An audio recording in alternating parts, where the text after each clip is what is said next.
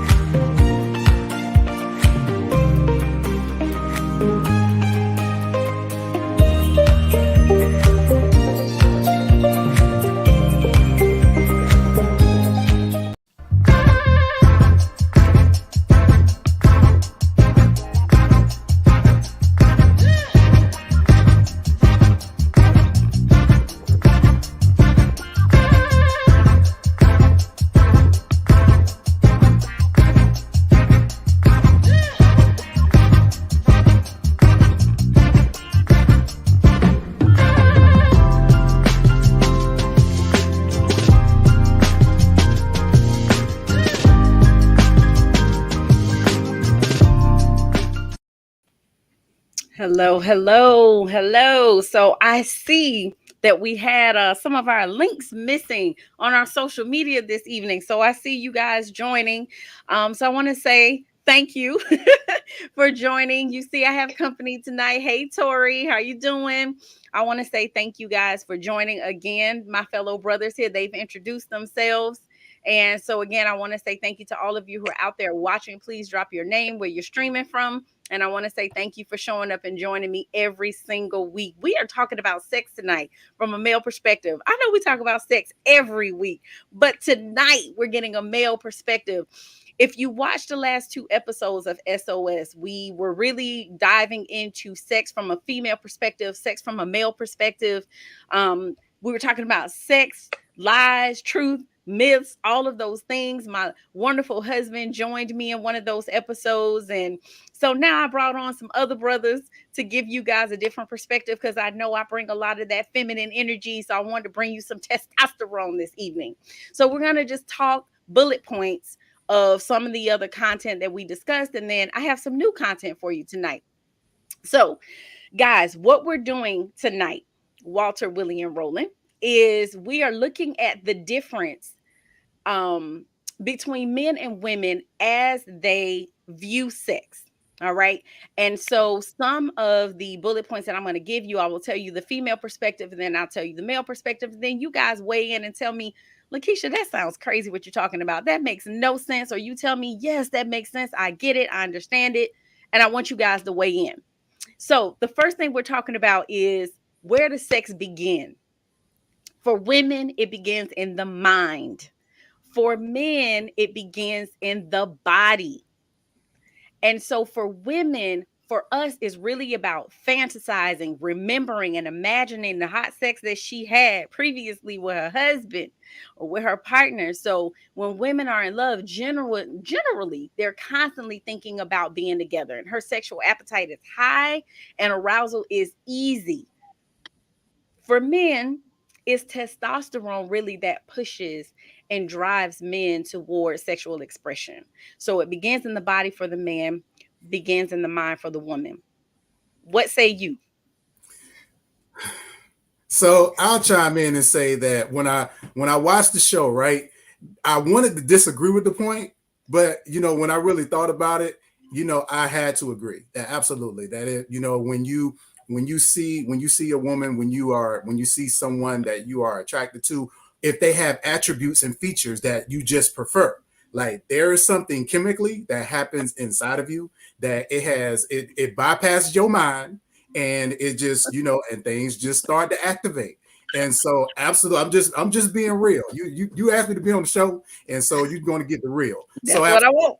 So I don't want to agree, but I have to agree that definitely for men, it does start in the mind. But what I do want to say that as we grow into men is that it's important for us to recognize that and not act on every inclination that we feel physically. And that's the difference is that as we grow and you recognize some of the things that maybe you're attracted to, and I know we're going to get into attraction, that absolutely you got to be able to recognize it and control it. All right. I totally agree. I will kind of say a little, take the side road just a little bit, because it is about what you see. And then it does start working on your mind. Because if I see this porterhouse steak in front of me and I know I'm getting ready to dive into it, my mind is spinning. I'm going to devour this piece of steak. I'm going to devour this piece of meat. So it's kind of twofold, really. I like what I see, and then I'm going after it in my head, in my mind, how I want to handle it. So that one is a twofold one for me. I'll add a little bit into it as well. As we grow into men, as Walter said, especially once we cross that plane of marriage, it becomes, we definitely have feelings, but we still attracted to you from the day we laid eyes on you. So that doesn't end. What does begin inside that male is we have a clock that every few days, I don't care how we feeling or what's going on, we need our porterhouse steak. We need that porterhouse steak. It could be on good days, it could be on bad days, it could be on tired days. But every few days, when we have that connection with our wives, there's some time where we need, we need that meal.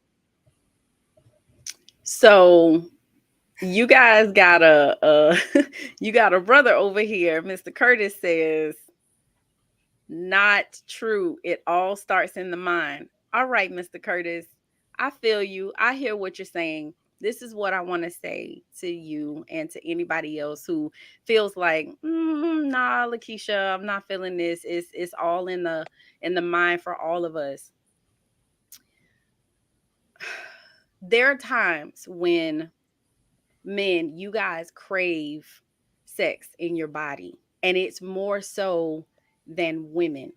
And it's because for us, it doesn't start in our bodies, it starts in our minds. Often we're not even stimulated, we're not aroused, none of that.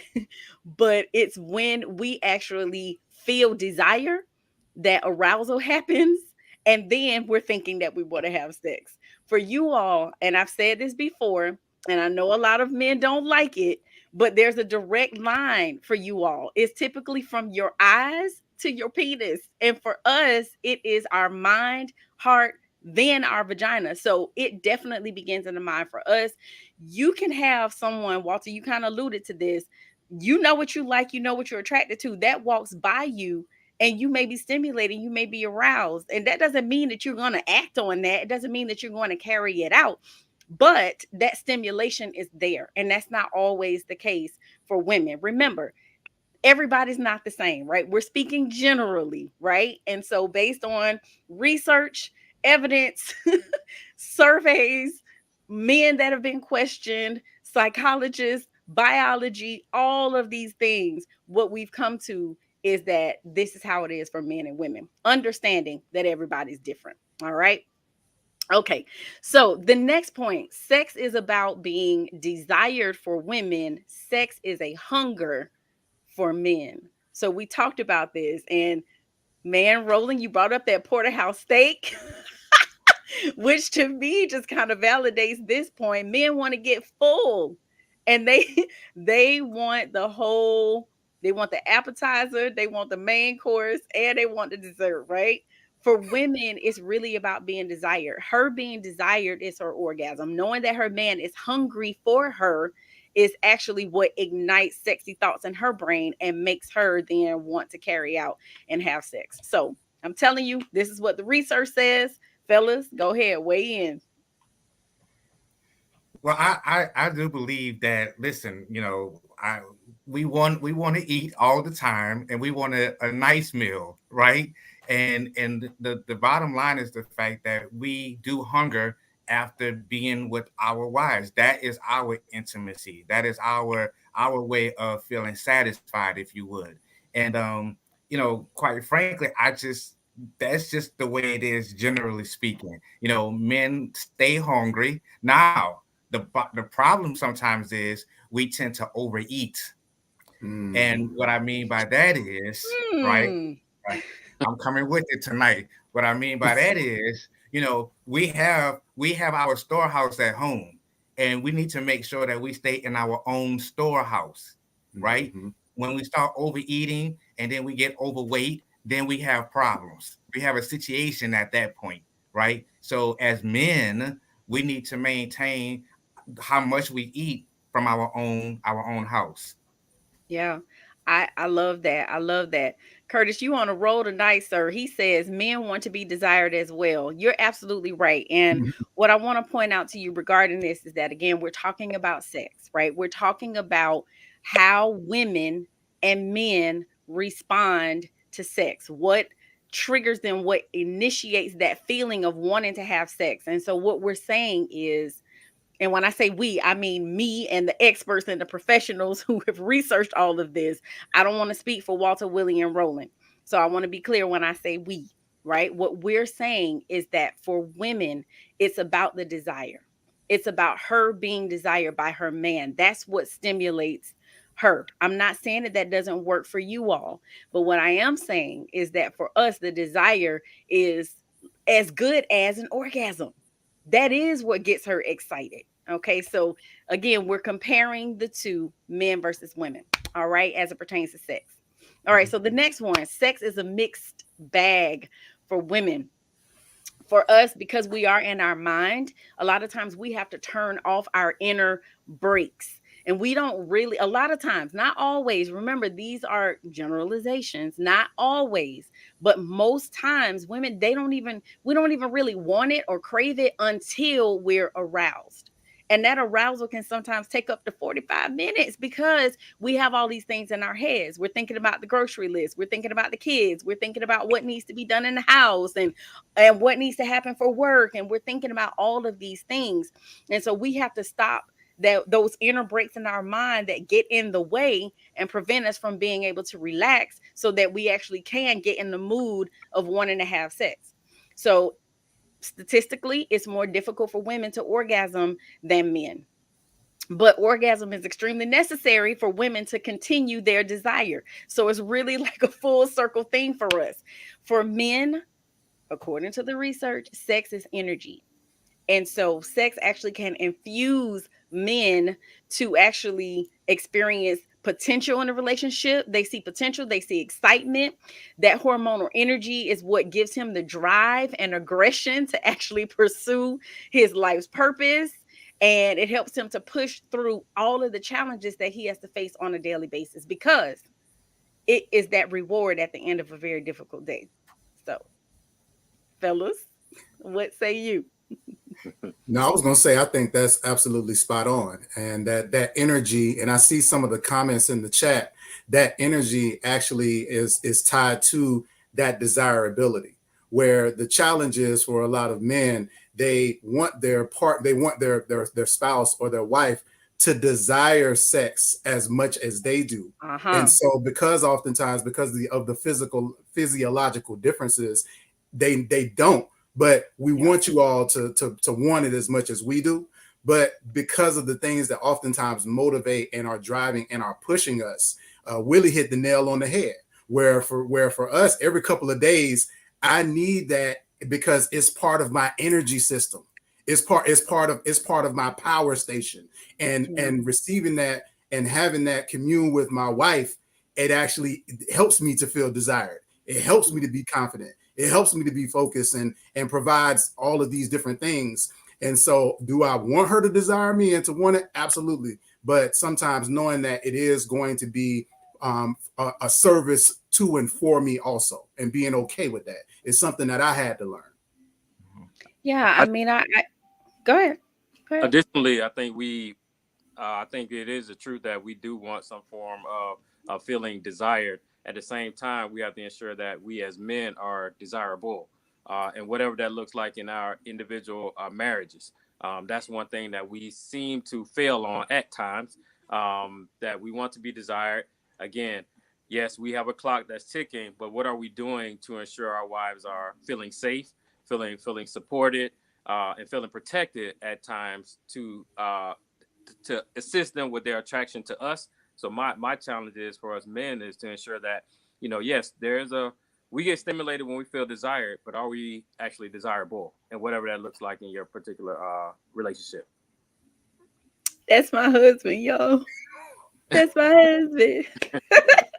But Did that. you guys make a good point because especially Walter, with what you said, it was a perfect segue into the next point, is that sex is the way women give love, and it is um the way also men give love. So this was like the only, out of all of the points, this was the only one that we were in alignment in terms of men and women according to the research, right? So women will often engage in sex to meet their husband's needs. Again, this is not always, right? But many times we will engage because we understand your clock is ticking. We understand that it's been so many days. And, sometimes you can get a little beside yourself, get a little grumpy, like people hadn't had nothing to eat. They get hangry. So we can tell that something is going on. And so your little clock is ticking. So we need to go ahead and handle that and take care of you. That is a way of giving love, right? So oftentimes, again, like I said, desire is often felt after arousal, right? Women are often not feeling like, we're not even thinking about sex and we're just going on about our daily lives, but we realize it's something that you need. So we go to meet that need, and then we're typically happy after because we enjoy it and it's good. We're both happy. And so it's a win-win. But for men, according to the research, sex is the way that you guys give love. And oftentimes, men have reported that really they are the most sexually satisfied the moment that they realize that their partner is stimulated and she's turned on and she's excited and she's ready. Also, men have reported that they actually fantasize about ways to make sex better for their partner because they actually get pleasure and enjoyment out of pleasing their partner. So, fellas. I Yeah, think that was absolutely. I think that was really good. Because and Willie, I was waiting for the bombs because when he talked about men wanting to be desired, but are we Mhm. being desirable? And that's a real key thing because a lot of times we just want what we want when we want it, but we're not Mhm. presenting ourselves in a way to be wanted or to be desired. And a lot of Yeah. times, we're looking for things that we're not giving out. And to your point, LaKeesha, as well, it is a way for men to feel loved or to express a level of love. We don't we have a hard time sometimes being able to express ourselves, but we do know how to react or respond. When we get Mhm. hungry, yes, we do get grumpy. You can tell when the man is not feeling well, right? Just like our kids, they start crying and irritable and stuff like that. We might not act to that degree, some of us, but men, we have a tendency to kind of throw out those signals of what we need when we need it. And we're looking for that clarion call to say, hey, it's about that time, going back to that clock or that time that Willie was talking about. And if I can expand on Roland's point really quickly too, that part of the challenge with men when it comes to that desirability that Willie was talking about, it definitely is an expansion of that, where a lot of times in our mind we will rationalize that, well, I'm going to work, I'm paying the bills, I come home every night, and those things are important, but those aren't the only things oftentimes that are going to help you to remain desirable in the eyes of Mhm. your wife. And a good way to look at it is look at your wife. What are some of the things that you would say that she needs to do in order to remain desirable? For most men, a lot of those things are physical, but not all of them Yes. are physical. But Yes. the physical part is a part of it.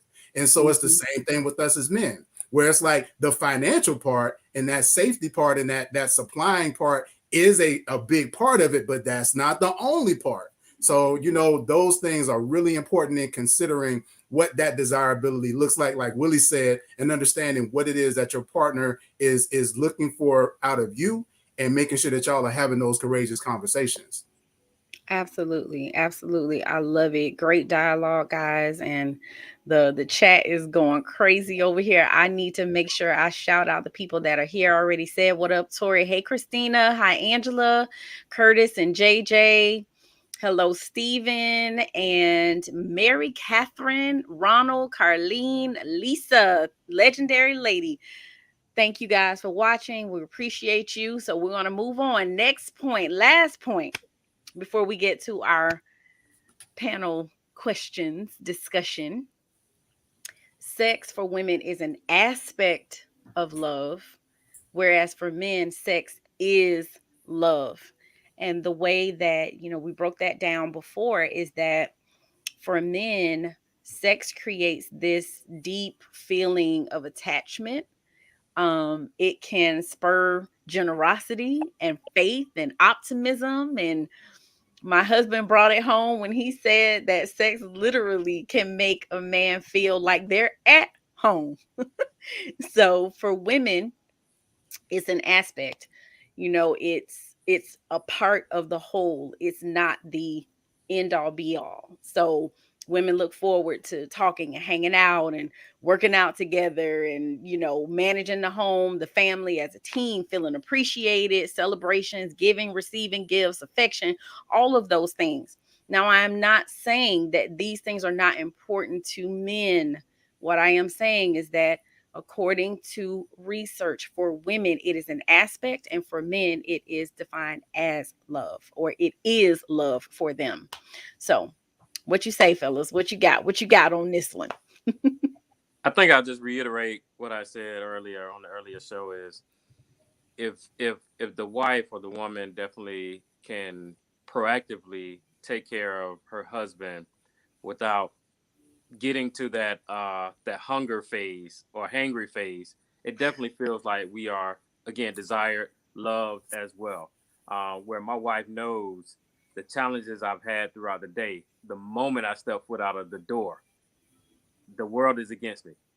And to come home and be fed that whatever feeding looked like, but definitely be fed, and definitely from a sexual standpoint, have my wife proactively initiate, that definitely feels like she understands. She may not know exactly what I went through throughout the day, but she's saying, honey, you're home.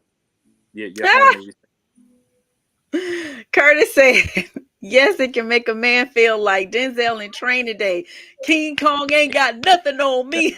That's right. Yes.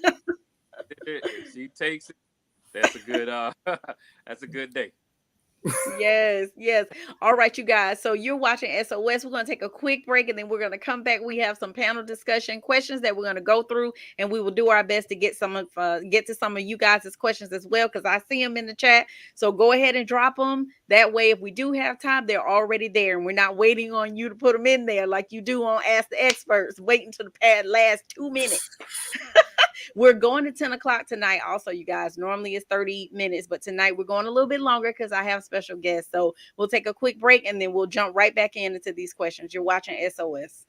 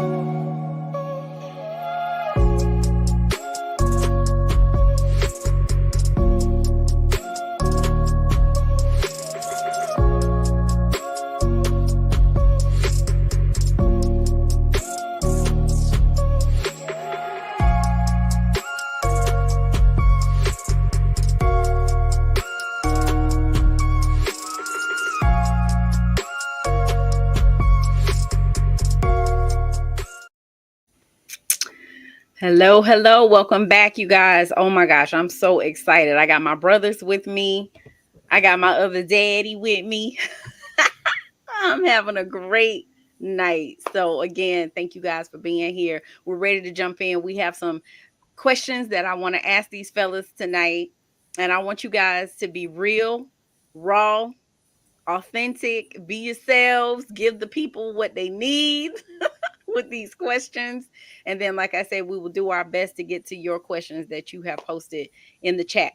All right, fellas. Very first question.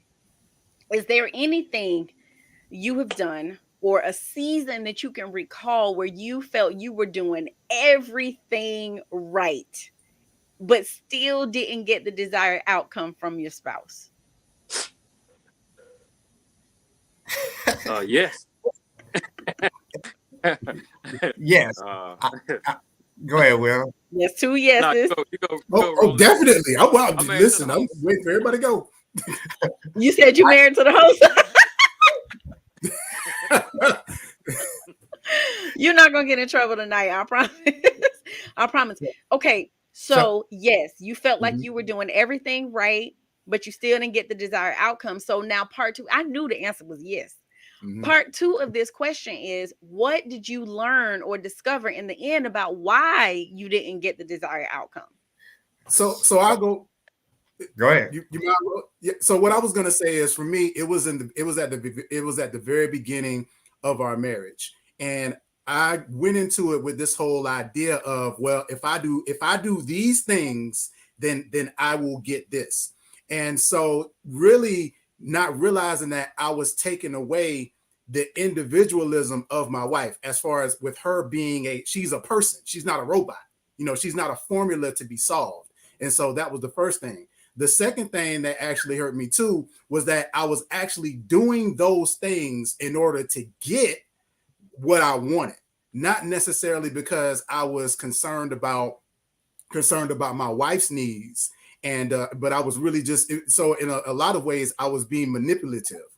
And Mm, when you do that, when your intentions aren't genuine, then what will happen is you'll oftentimes not be able to get what it is that you want out of the situation, which is what I experienced. And so what I learned, first of all, is that you have to become, we call it a partner PhD.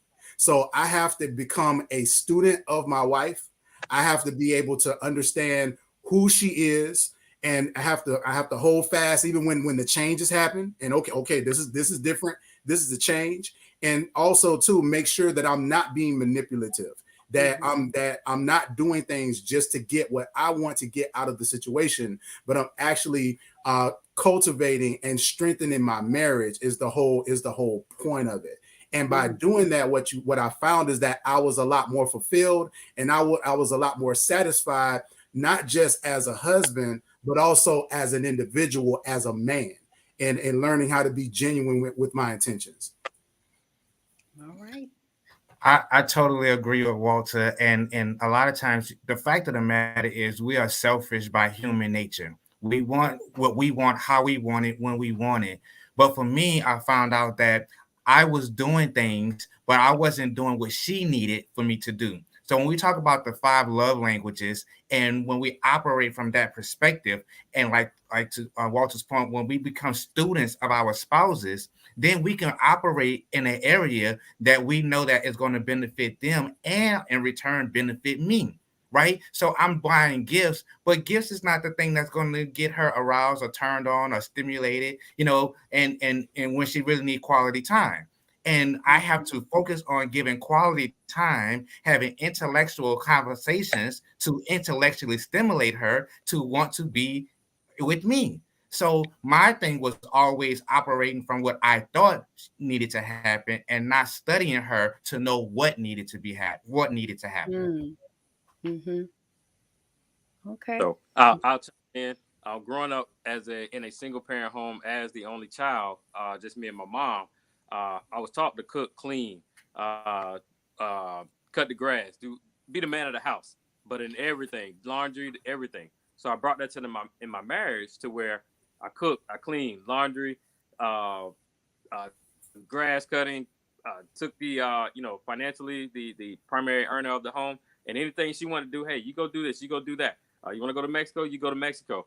However, my wife wanted quality time with me, and that's what I wasn't giving her when you speak about those love languages. Additionally, I had a lot of unprofessionals, as in cousins, trying to be professional marriage counselors. A bunch of single women trying to tell me how if uh, they had a man that did what I did, they would love them. Was listening to that stuff. I was not catering or studying my wife at that time. So once I really helped step back, understood those particular items, knowing that I am not perfect and it is still a work in process daily, as you say, Walter, going through the changes. Hell, I changed. And so once we, identified that I'm not perfect and there are things to work on in my marriage with my wife and communication and quality time and gifts at times, then things got a lot better. Yeah, and I just want to add on to that as well. I was trying to love you in a way that you didn't desire to be loved either. So it's important for both husband and wife to be students of their spouses and get to understand what it is that they want, they need, they desire, and what's important to them and valuable to them, because you're giving them more of what you want and what you desire, and it's not doing anything for your spouse, and there's an unmet need there, and it can get exhausting, it can get tiring, because you're thinking, well, I'm doing this and I'm doing that, but it's not what they want. So it's almost like not even worth it if you're not giving them what it is that they want and they need and they desire. So all right, cool. Second question. Okay, so we got a lot of comments like last week, and really as we were talking about sex, but some of the comments really were not necessarily about sex specifically. It was more so about attraction. So I wanted to ask you guys, like, what turns men on about women? Like, what turns you on about women? Well, for men, we may not always say it out loud, but it's a lot of little things that start. First of all, we don't men like I don't know if it's the right when men like clean women. And when I mean clean, I mean from a perspective of taking care of themselves. And a lot of times, you'll see a woman she's taken care of, but then you go to her home and it's like, whoa, like it doesn't add up. Or even sit in her car and you like, what in the world? Right? It doesn't match. Men like women that are intellectually stimulating in conversation as well. We don't want to, we want to have conversations that's going to match our intellect, and sometimes if it's a step up, make us come up as well. Men like confident women that can hold their own, independent women, not to the extreme, right? But we like a woman that can hold her own, carry her own weight, right? And show up, and just men like loyal women. I mean, I can go on and on. It's a lot of things that men like in a woman that is attractive. It's not always how she look and the thighs and all this other kind of stuff. It's a whole lot more than that. Is she loving? Is she caring? Is she kind? How does she treat her mother? Right? How does she treat her daddy? So it's a lot of things. I don't want to take up all the time. I was gonna just chime in and piggyback on that too. Obviously, like the answer to this question is very, and like Roland said, we can go on, and it differs. It can differ from person to person, but I would say from a general standpoint, and I do want to say too, and Keisha's reiterated it. Generalizations are intended to be baselines for starting points for courageous conversations. They are not to put everybody in a box. So I just want to be clear on that. But what I will say is that men are attracted by what they see, and they're also attracted by the way a woman makes them feel when they see them. There is an energy, right? When you see somebody, even though they may have, again, a lot of the things that you like, there's an energy also too that attracts you. Now, we also started to get into connection. Now, when you talk about attraction, you're talking about drawing. So what draws us may be the things we see. What draws us may be the energy that we're perceiving. What connects us, though, what allows us to engage with you, are some of those deeper things that Roland started to talk about. Are you loud? Are you clean? Are you giving off? Or do you have good conversation and dialogue? What is your conversation like? What types of things do you like to talk about? What types of activities and things you into? So there is a big difference between attraction and connection. And the challenge is oftentimes that people can attract, but can you connect and keep and hold? And so, having those principles, having those qualities, having those things inside of you is what is actually going to keep a man connected with you. Because as I think Willie mentioned on the last show, a man can be attracted to you, he can have sex with you and not connect with you as far as stay, because you don't necessarily have the things that are going to keep and hold him and keep him interested in being with you. Yeah. Yeah. So, So this as is, you go ahead. as you stated, Roland, the hips, the thighs, and all those things. Just piggybacking on both of you guys, that's that attraction. That's that ticket to play the game. If you keep put it that way, but that connectivity is what keeps us stimulated and attracted to our spouses or significant others. One other thing, I think if you ask 100 men this question, you're gonna get 100 different answers. And again, that just goes back to the generalization item, just a baseline. But things that are opposite of me, I'm most attractive to be honest. I'm from a sense of I see things black and white all the time, and that actually got me in trouble in my marriage a lot. You're either happy or you're sad. There's no in between. But my wife's creativity is extremely attractive because I'm not the most creative person. So she's able to create something out of nothing, a different way of thinking. Again, that just challenges me to think different ways. That's what's attractive, and that's what allows that connection to be formed and sustained. So, man, you can ask 100 men this question, you're gonna get 100 different answers. That first thing is that by sight we're attracted to you, but after that, what's next? What do you have internally that we can stay connected to? Yeah, I think the fellas get mad sometimes. Some of the fellas get mad sometimes when we talk about how you guys are visually stimulated. This is how you were wired. Like, this is the way you were made. You are stimulated by what you see. Now, again, this is the way I look at it. And I heard this years and years and years ago, right? You see the nice, shiny sports car driving by. What catches your eye? The interior of the car? Or is it the external? It's the external, right? Now, what makes you potentially want to drive that car, buy that car, is how it makes you feel when you're in it, right? So it's the same thing as it pertains to men and women. You see the exterior first. And now, whether or not you want to connect, formulate a relationship, get to know that person is what's under the hood, right? You want to get under the hood, but you first and foremost, you looking at the packaging first. And then we transition to everything else. So cool. All right, fellas. Because I'll say this last, that exterior is gonna change a little bit if you stay if you stay married long enough. That's right. Too. The exterior is Preach. gonna change just a little bit So over the now years. I So asked you you could be in the gym guys, every day. Go ahead. what'd you say? I say you At could the be in end the of the gym, day, it's gonna change. but the exterior is gonna change just a little bit. So you better find something else to latch on to. That's right. All right. So I asked you guys what actually attracts men to women. And I agree with you. You ask 100 men, you'll get 100 different answers. Same thing. You ask 100 women, you'll get 100 different answers. So baseline, right? What attracts women, or what turns women on about men? What has us like making that double take or whatever with you? And of course, yes, we are attracted to physical as well, right?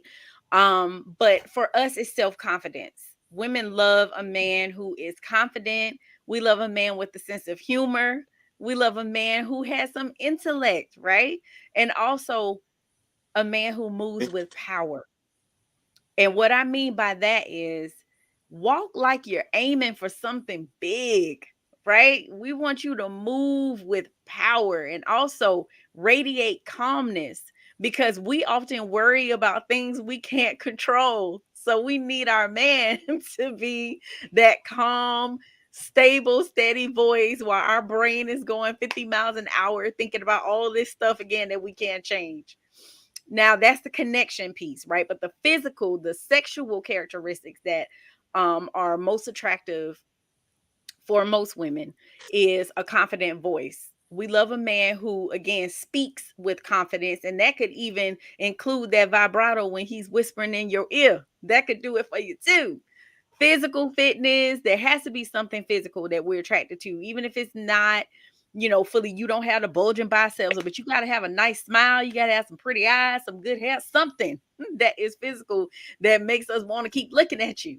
Some kind of talent is good. And when I say talent, I don't mean like you got to be a performer, but that could help too. So, Walter, I know you're into poetry. My husband is able to do things with calculations and configurations. That was attracted to me. It's still attractive to me that he is just skilled in the area of mathematics. So there has to be something. And Roland, I know you got things. You live in the tech world, if I'm not mistaken, right? You're real good with technology. Yeah, I'm pretty good.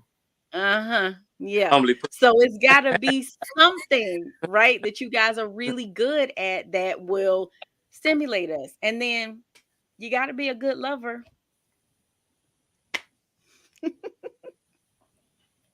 So, LaKeesha, I'm gonna ask you this question, Mrs. Host, and this is what I've heard throughout the years. With Mrs. men Host. with men with characteristics of success and different things that we're into, talents we have. What I've heard, and you can tell me if this is a myth or not. A man that's able to handle the business at home, be professional, whatever that is, as well as understand there's an ounce of, I don't want to call it bad boy, but Oh, there's an ounce teaspoon. of a teaspoon of, I Teaspoon know of thug. that I'm Yeah. safe no matter what environment that we are in. Yeah. So you already know my answer to this question. Well, Yes, I want you're right. The people don't know. So I can only speak for LaKeisha Hines. Okay. I want to be able to take you to the boardroom. I want to be able to take you if we out on the street, some pop off. I need to know that you got my back and you're not gonna let somebody come for me. Like you're gonna handle that. And then I need to be able to take you to the bedroom and it's wonderful there too. So I need to be able to take you cross environments. I need to be able to take you in front of my parents. I need to be able to take you around my girlfriends. I need to be able to take you on a business trip. I need to be able to take you everywhere and you be able to conduct yourself in the appropriate manner. But I need a teaspoon of thug. I need just a little something because see, if times get hard, I need to know that you're gonna be able to grind and hustle and work things out. We need to not be homeless.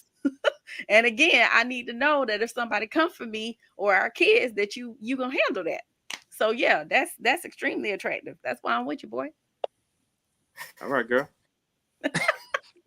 This just got uncomfortable.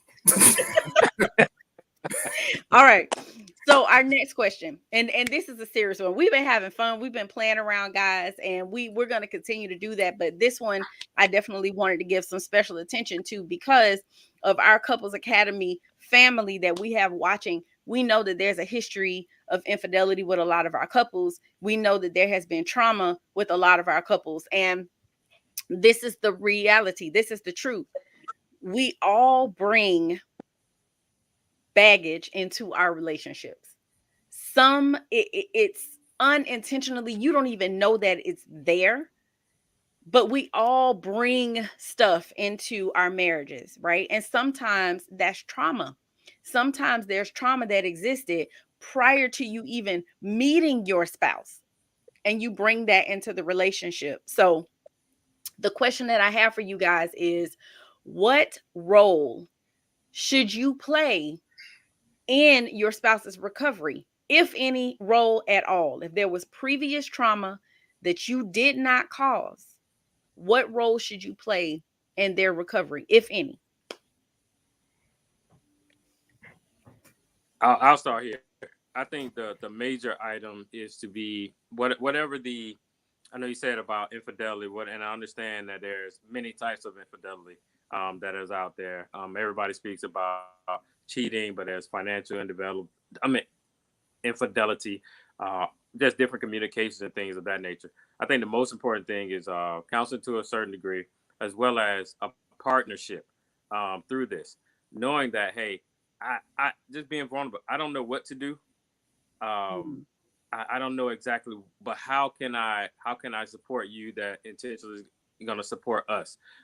Please be mindful or considerate for each other, and also say, hey man, I know this is my intent. It may not have gone the right way, but I'm telling you, I have the intent is there where it needs to be, and my motives are in the best place. For humbling yourself, for the one who did the who is the offender, humble yourself, give time, no rushing through anything, seek the appropriate counseling, but just how to partner. If we made a decision to keep our relationship together, then let's partner through it. You're gonna be moving at a pace that I may not move at. We actually have to understand those things, be cognitive of those items as we move forward to being in a better place. But definitely humble yourself, pray, seek counseling, and understand that nobody's perfect in this thing. This may be a new situation for us. We got to kind of trust through and stumble through this thing together, as long as we know we are going to do this together. Okay. And I think to Willie's point, a lot of times we just look at marriage as husband and wife. But when we understand that we are more than just husband and wife, but we are friends, and we have that vulnerability, and we open up that space of safety that I can express whatever trauma that I've experienced before I got married, or during the marriage, or the infidelity and different things like that. There has to be a level of grace that we give one another to be able to fight the battle together. Where we have to Mhm. understand that we're not enemies in a process of healing, and we're not, one is not in a position to overtake the situation, without having a level of compassion.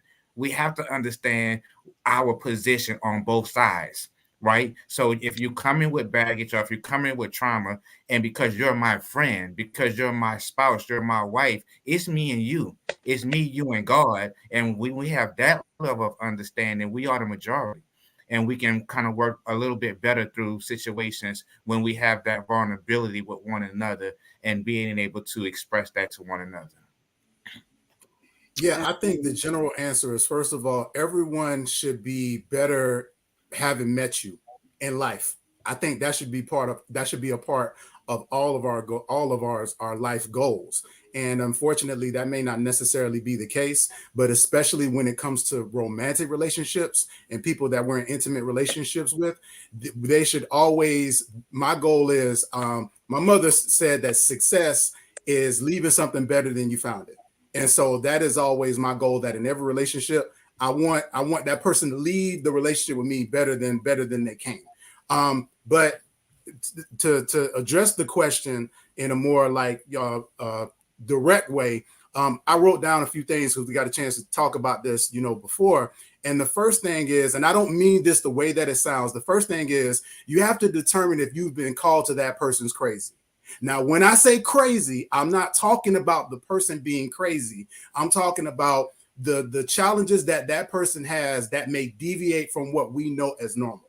So Mhm. have you been called to partner with that person in the things, the baggage that they bring, and the challenges that they have? And you really gotta ask yourself that. And if you're spiritual, you got to pray about it. The second thing is, you have to understand that your partner's condition may not be your fault, but it's your responsibility. If you're going to be in a relationship with that person, then know that the things that come along with them are going to be part of your responsibility in helping them to walk through it. And at the very least, identifying those things and working on a plan to get better. So, no, it may not be your fault. In some of our cases, the baggage and the trauma is our fault. So, if that's the case, then we definitely have a responsibility to make sure that we're partnering with them in that. And the next thing is, we have to focus on discussing and identifying the problem. And one of my brothers in poetry, he had a great line that I love to use. He said, it's not about pointing out you're wrong, it's about pointing out what's wrong. Mm. Meaning that the issue, I'm keeping the issue on the issue, not Right. on you. Yeah. I'm not on you I'm not saying that you as a person are beyond repair. We're focused on fixing the problem. And Right. oftentimes what happens is we're so focused on criticizing the person because they have the problem that we're not working together to actually solve the problem. The next thing is you have to help that person get to the root of the issue. That is a painful process. And Yes. that oftentimes too, you may not necessarily be able to go with them because that may be a route that they are going to have to explore by themselves, and you have to take kind of a backseat and a role, a more distant supportive role as they explore that. And then the last thing is, I think we have to partner with our mates to create and implement solutions and counteractive measures. One of the things that we talk about when it comes to overcoming triggers, that Danielle and Hassani with their masterclass, those things, holding them accountable and partnering with them to make sure that they are implementing those things to ensure that they are moving past the trauma and dealing with the issues that they have in life. Yeah, I think that that's great. I mean, I feel like you said it all. I the only thing I wanted to kind of piggyback off of is that because I was thinking about as you were talking, I was thinking about triggers. And, a lot of times our couples, when we're working with them, they will say, is it my responsibility to help them deal with their triggers? Okay, well, no, it's not necessarily your responsibility. They have to deal with their triggers. But this is the thing, you can either assist with them being able to move forward, or you can actually prevent them from being able to move forward. You're able to add or take away from their ability to move forward. So if I'm telling you that I'm triggered and you tell me I just need to get over it, what do you think is going to happen? Is that going to motivate me to continue to do my work, to work on my triggers? Or no, that's going to turn me against you. Now I'm looking at you, and now that hinders our recovery process because you're not being considerate, you're not being sympathetic or empathetic toward my situation, especially if you are the reason why I am triggered. So you can either add to or you can take away from. So there is a responsibility, and it will vary per couple because, again, it depends. Did this trauma happen before you? Did you cause the trauma? Like, you're going to handle that two different ways. But either way, as you said, Roland, you're my friend. I love you. I care about you. So I'm not going to leave you hanging out here by yourself to figure it out and go through this by yourself. All right. So I do want to jump into some questions. I thought this one was really good. Curtis wanted to know, what are the best ways to provide safety? He said, my wife is correct. Safety is very important. What are the best ways to provide safety? And I'm going to jump in. And if you guys want to weigh in, please do. I've said this many, many times. 4 things women need: we need love, we need safety, security, and support. Safety is critically important. It's, to me, going to look different for every woman. So you have to sit with your spouse and have that conversation with her and what safety looks like, because safety for her may look very different from what it looks like for me. So I think that's a conversation with your spouse to determine what they need to feel safe. But fellas, definitely you guys chime in, weigh in if you have something different from what I Yeah, said. there it, there could be many ways to provide that safety. It could be that safe place that she needs. That could be a way to provide that safety. It could be ensuring that we keep our personal matters internally in our home. She feels safe with that for things that she doesn't have to assume that if things go on awry within our relationship or marriage, that you're not going to your friends or family members to discuss those things. That makes her safe and allows her to be completely vulnerable. Other things of physical safety that kind of goes without saying, but for the most part. And I think if we this show is about sex, sexually safe. Are you guys Mm-hmm. communicating? What does she prefer? What turns her on? What she's willing to do? Have you had those conversations about stretching the limits of what we can creativity in the bedroom regarding sex? So there could be many different facets of safety. Number one, as you hear in all things, is communication. But definitely, is it physically being safe, emotionally safe, morally safe, those spiritually safe? Those type items are to have those great conversations. As Walter has said, plenty of time, courageous conversations with your spouse. Yeah, when you really look at it too, like safety really kind of coincides and runs along the lines of intimacy. as it relates to, you know, learning how to be physically safe, emotionally safe, mentally, you know. So it kind of runs along those same lines of making yourself available, and it also calls into accountability of governing yourself accordingly and making sure that you're putting your spouse, and if when you talk about like the physical safety of your family, you put your family's needs and well-being ahead of your own. So safety oftentimes is challenging us to make sure that we're putting individuals' well-being ahead of ourselves. Absolutely. And just to piggyback and close it out, to more than anything, it is taking the responsibility of learning your spouse. When you learn your spouse to LaKeisha's and Willie's point, then we understand what they need. What does safety look like? Because it's going to look different for everybody, right? Safety could be one thing for one person and something totally for different for another. And when we start taking the responsibility and allowing ourselves the liberty to give our spouses space to tell us what they need and what they want and what they desire and what helps them, then we have a blueprint of how to move. We're not thinking safety is one thing and we're focusing on that, when for that person, safety is really something else that we're not even giving eye to. So we have to learn to study our spouses to know what exactly they need specifically in order to be able to help them. I One love this thing, comment that Cali one, Power Couple one thing. said. He said most men don't know themselves before getting involved, and that dynamic makes it hard to provide a safe environment. We need to be real and open with ourselves first if we want to be that way, Mary. I 100% agree with that. What were you saying, Is Willie? man, that comment kind of stays as well. Like, what does safety looks like for each individual? Because I know Curtis was asking about what can he do to make his wife feel safe. I think that's a great conversation to have with his wife to say, hey, these are the ways I feel safe. At the same time, because we need that safety in our marriages as well. I know one thing that I alluded to say earlier was financial safety. That's a huge thing in marriages. You know, how do I feel financially safe in this relationship? Sometimes you have financial language. One's the spender, one's the saver, one's the big spender at different times. This is when I get all we need, but how do we feel safe? So I think a way to do that is have that dialogue of, I want to know what makes you feel safe, and also I want to share what makes me feel safe in this relationship. Andre said, "What if they don't know what they need?" And that's a very good question, because you know what? That's a real question, Mr. Andre. And I will say to you, as a woman who at one point didn't know what she needed, literally, I would just be saying, I don't know what I need to do something. It's like I understood that that's not fair to my husband. Like, I need to take the time to figure out what it is that I want and I need before I go trying to have an expectation of my husband to be able to provide certain things for me if I don't even know what I want and need.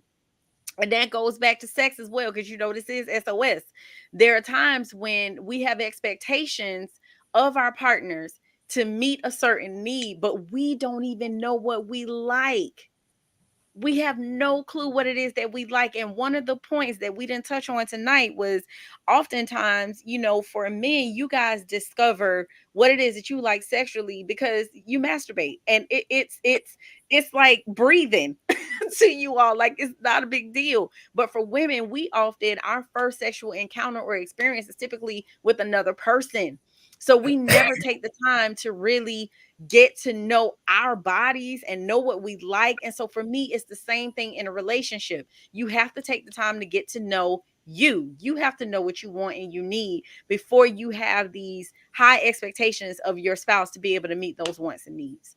So Roll, that would be my response to Michelle's question. I was going to say that Roland made a great point. That was really Or one of my Andre. biggest. Roland made a good point. That was actually one of my biggest problems in my marriage, was that I refused to believe what my wife was saying because of what I had been taught and what I had previously learned. So sometimes we have to be willing to unlearn some things. So, Mm-hmm. because Keisha, you talked about it again, us kind of sexually exploring ourselves, Yeah. and watching certain movies, reading certain books, Yep. listening to the wrong people, and now you come into the relationship with all these preconceived notions about what your partner and spouse is supposed to like, and they don't like that. And it's And like, expectations. right. And then it's, well, maybe they like it and they don't know it. No, I really don't. No, I really don't like that. Wait a minute, you don't like that? Maybe something is wrong with you. No, Nope. nothing's wrong with me. I just don't like that. And so again, being able to listen to what your partner is saying and then trust them in it and walk in it. And so Yep. to Andre's question though, if they don't know what they need, again, that's an opportunity for increase your communication and have some courageous conversations, have some dialogue, have some discussion. And it's important for both parties to also understand there's a difference between a want and a need. Making and sometimes we need help to actually identify what it is that we need. And Yes. I know I got a financial guru on the line. I'm gonna turn my head, but sometimes, Don't look at him. Don't make eye contact. I'm not looking at nobody. I'm just saying that sometimes we need help with what we really need. Walter, Yes. Walter, man, let me share this. In our society, sometimes we feel that counseling is only needed in crisis. That different perspective, that time for meditation is very critical to understanding your needs and your wants, and having someone to assist you to help you dive into who you really are and who you really want to be can be a tremendous asset to who you are. So again, man, I always encourage. I was against counseling for many years, just not mature enough to understand the benefit of it. So you may seek help, professional help, just understanding, getting to know yourself. Again, meditation is very crucial to your well-being and who you are, but definitely don't feel that counseling is only needed in moments of crisis.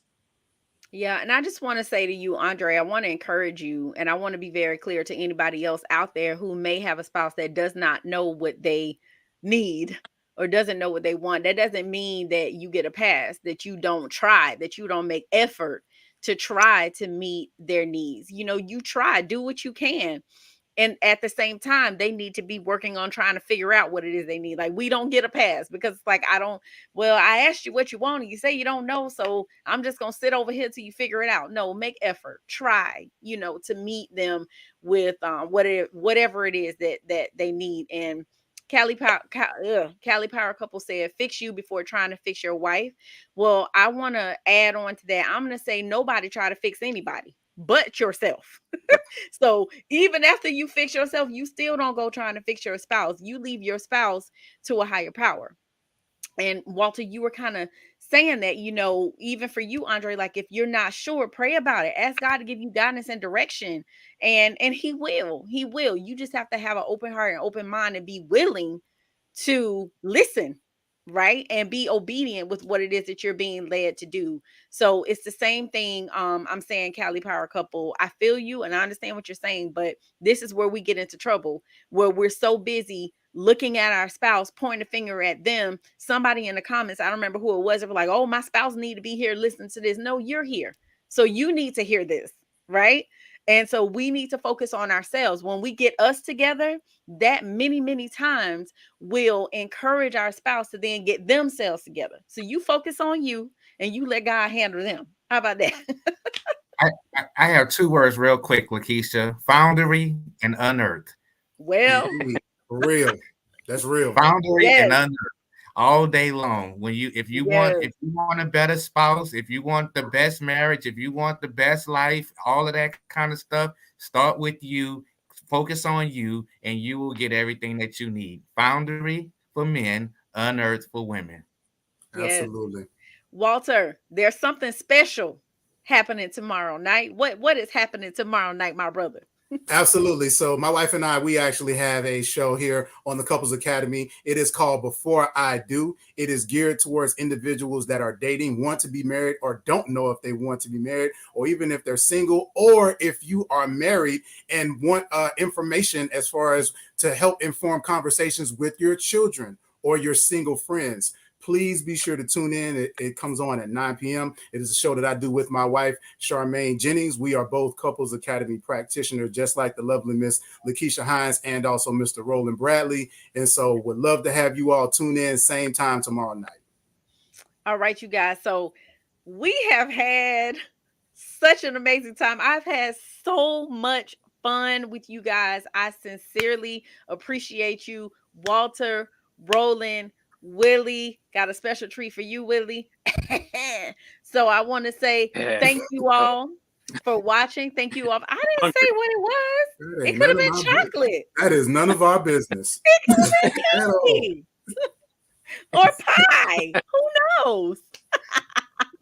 But again, I want to say thank you all so much for joining us this evening, and be sure to tune in every Tuesday at 9 p.m. Check out Walter's show every Wednesday night. You're at 9 p.m. too, right? That's correct. All right. Every Wednesday night at 9 p.m. Ask the Experts.